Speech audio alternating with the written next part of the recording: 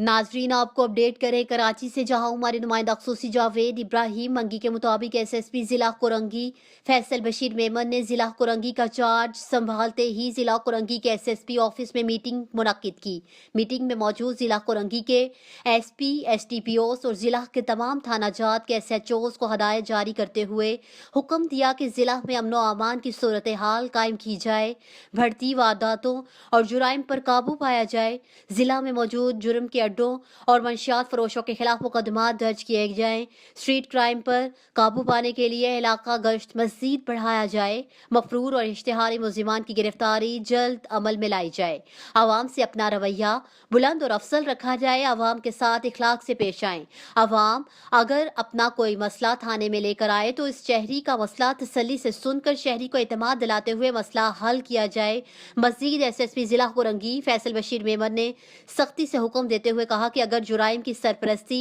और गैर कानूनी सरगर्मियों में कोई एहलकार या ऑफिसर मुलविस पाया गया तो उसके खिलाफ कानूनी कार्रवाई अमल में लाई जाएगी।